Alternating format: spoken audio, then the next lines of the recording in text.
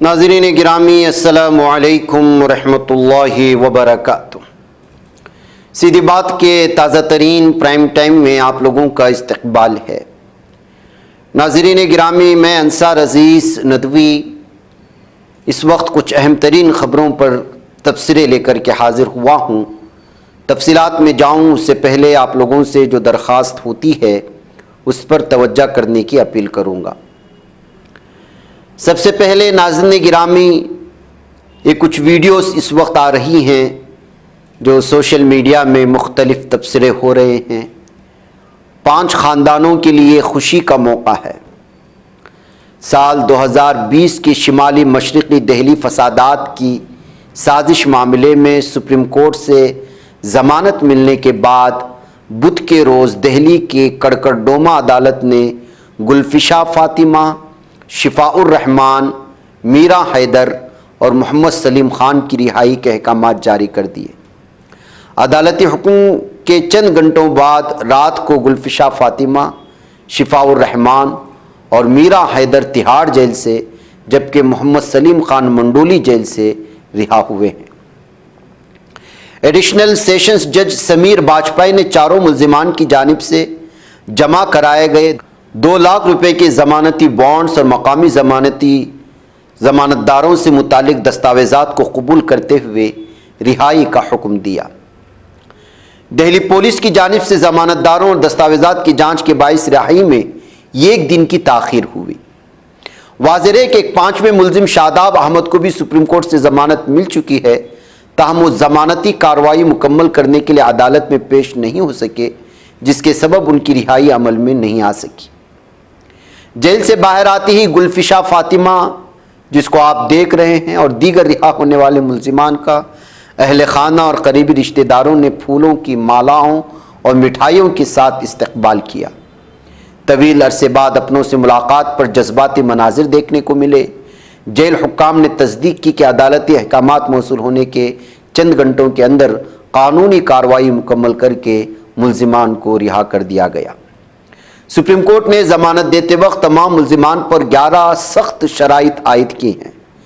ان شرائط کے مطابق تمام ملزمان کو اپنے پاسپورٹ جمع کرانے ہوں گے، عدالت کی اجازت کے بغیر دہلی این سی ٹی کی حدود سے باہر جانے کی اجازت نہیں ہوگی، وہ اس معاملے سے جڑے کسی بھی گواہ سے رابطہ نہیں کریں گے اور نہ ہی کسی ایسی تنظیم یا سرگرمی میں شامل ہوں گے جس کا تعلق اس ایف آئی آر سے ہو۔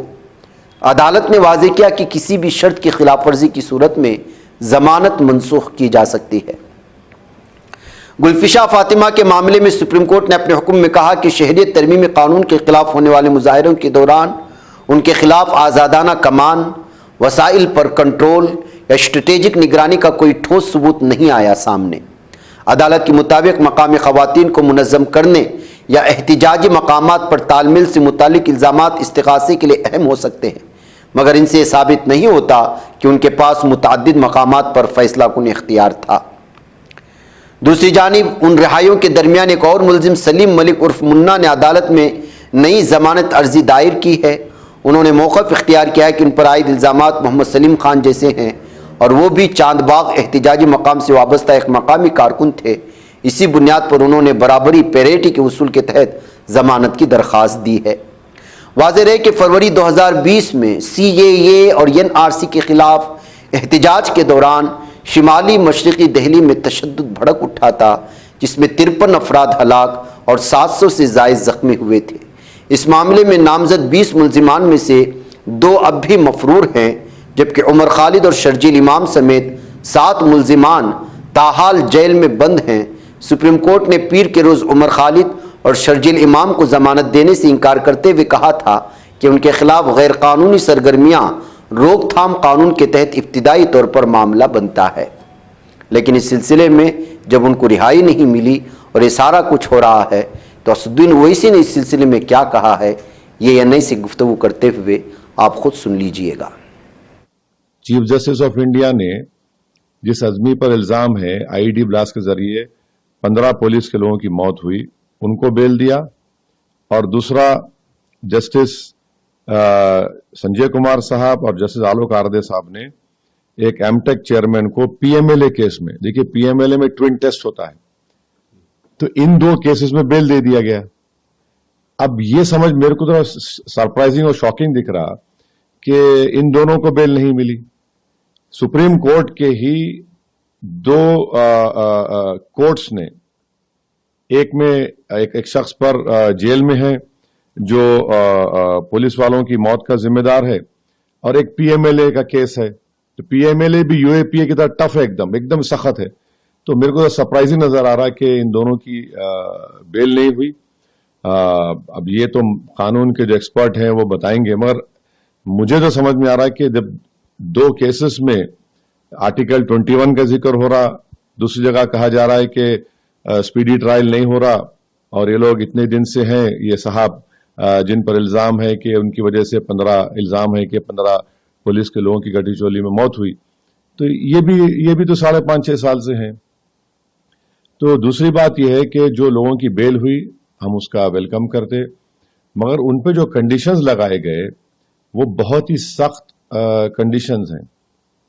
تو وہ کنڈیشن دیکھ کر ایک شاعر کا شعر یاد آیا کہ یہ دستور زباں بندی ہے کیسی تیری محفل میں، یہ دستور زباں بندی ہے کیسی تیری محفل میں، یہاں بات کرنے کو ترستی ہے زباں میری.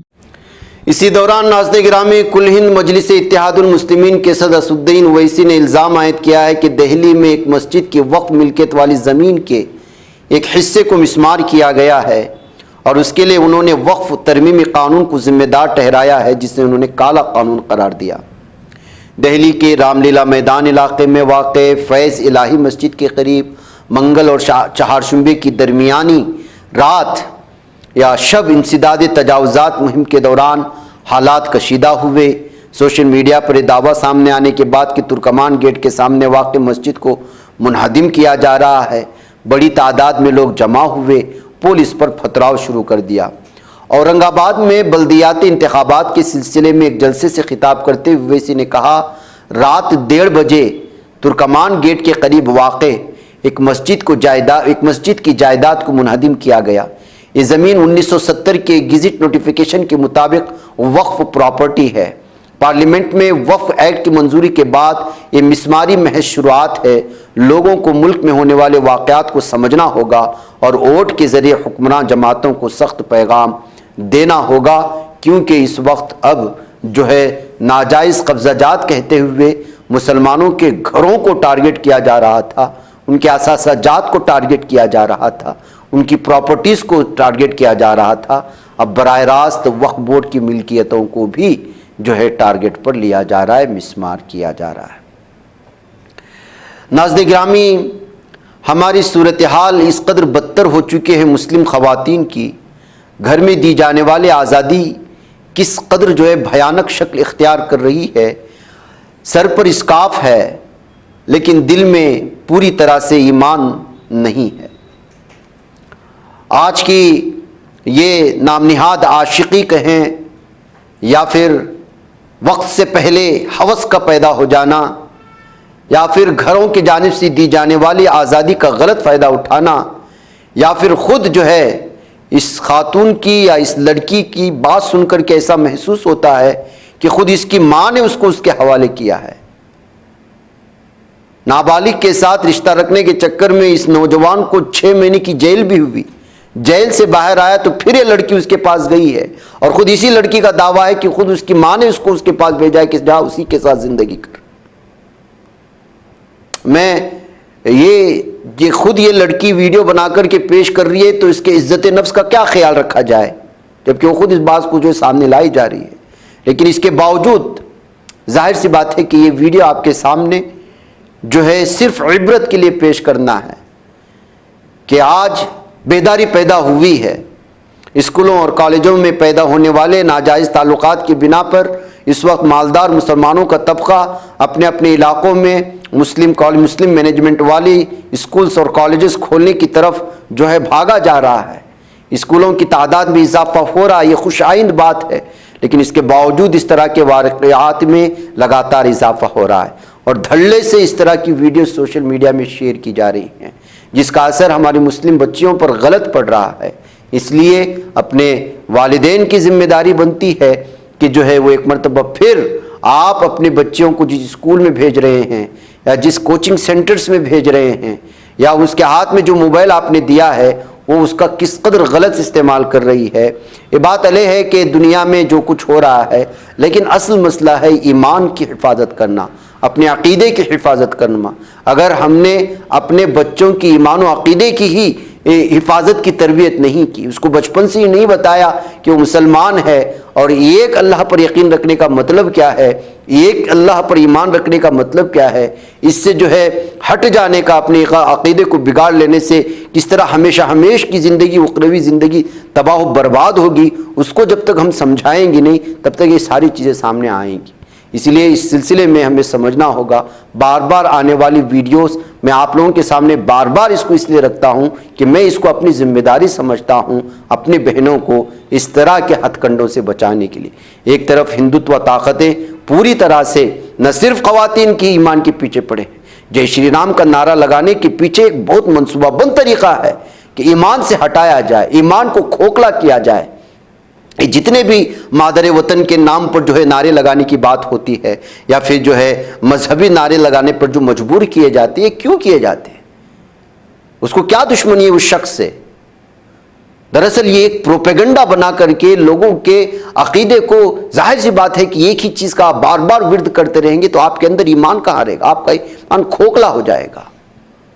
یہ ساری سازشیں ہیں جو ہمارے آس پاس گھیرا بندی کر رہے ہیں اور الگ الگ عنوانات سے اور الگ الگ طریقے سے اور الگ الگ سازشوں سے اور چالوں سے. اس میں ایک چال بھگوا لو ٹریپ ہے تو دوسری جانب مسلمان تنہا مسلمانوں کو روک کر کے ان کے عقیدے پر قدغن لگانے والے جو ہے مذہبی مشرکانہ نعرے لگانا، یہ بھی اس میں شامل ہے.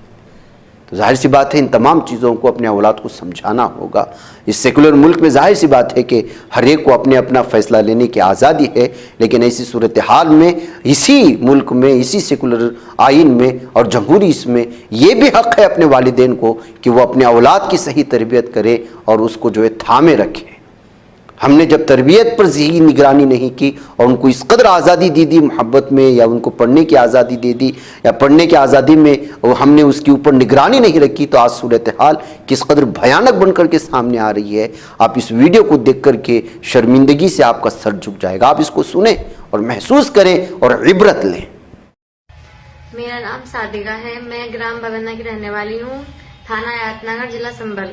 اور میں اپنی مرضی سے 3 تاریخ دن شنیوار صبح 7 بجے میں اپنی مرضی سے خود نکلی تھی. میں نے خود فہیم کو نہیں کال کرا تھا کہ مجھے یہاں سے لے جاؤ، آپ کو میری جان کو بہت خطرہ ہے.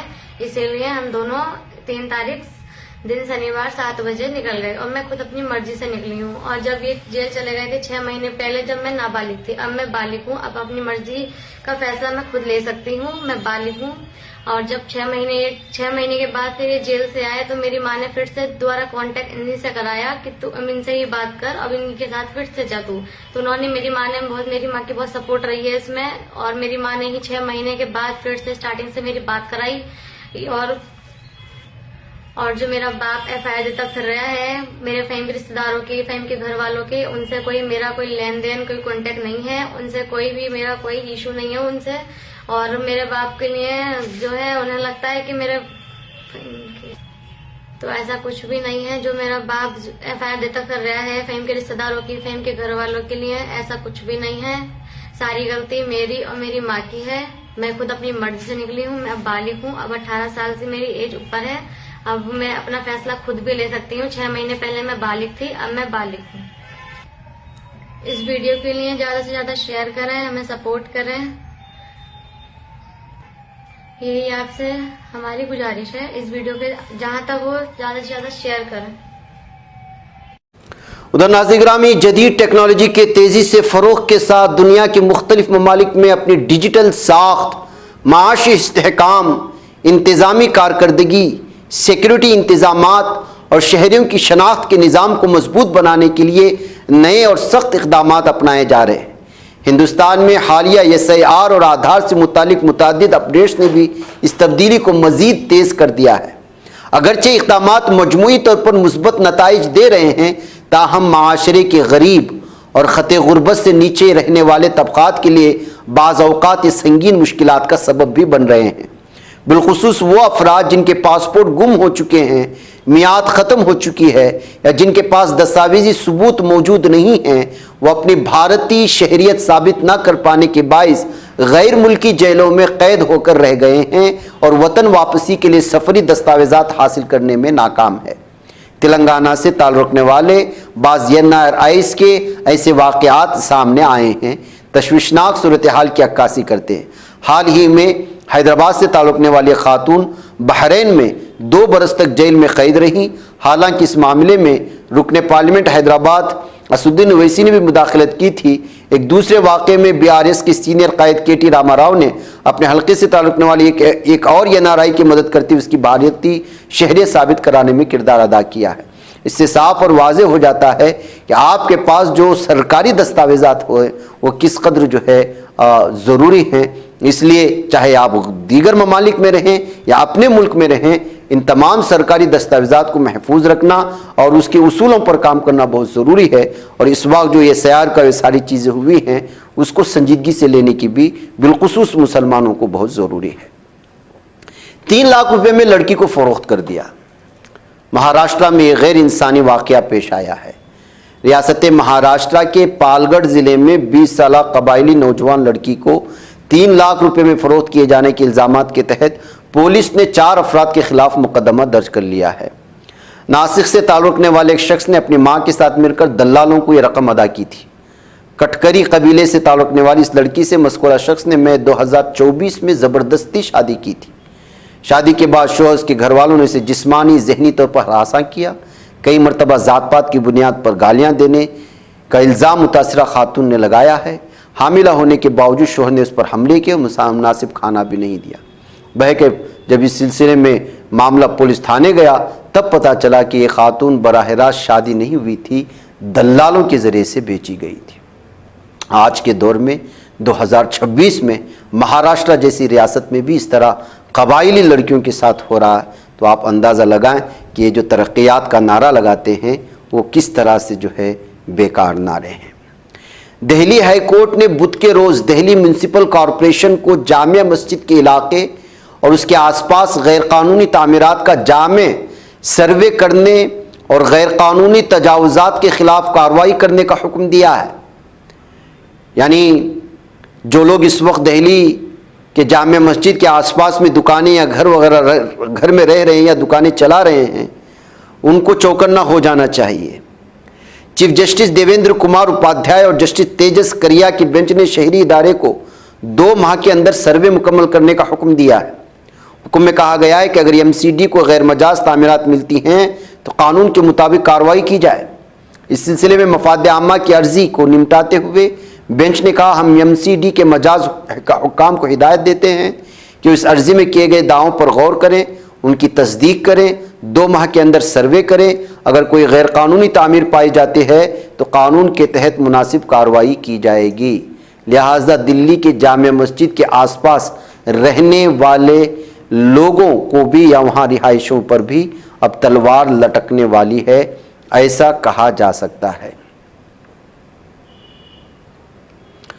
ادھر انفورسمنٹ ڈائریکٹوریٹ نے جمعرات کو کلکتہ میں متعدد مقامات پر چھاپے مارے ہیں، جن میں پول اسٹریٹجسٹ ادارے IPAC کا دفتر اور اس کے سینئر عہدیدار پراتیک جین کی رہائش گاہ بھی شامل ہے۔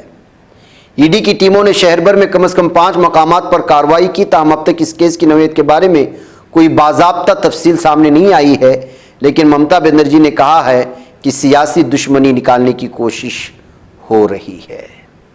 ناظرین مجھے اجازت دیں۔ السلام علیکم ورحمۃ اللہ وبرکاتہ۔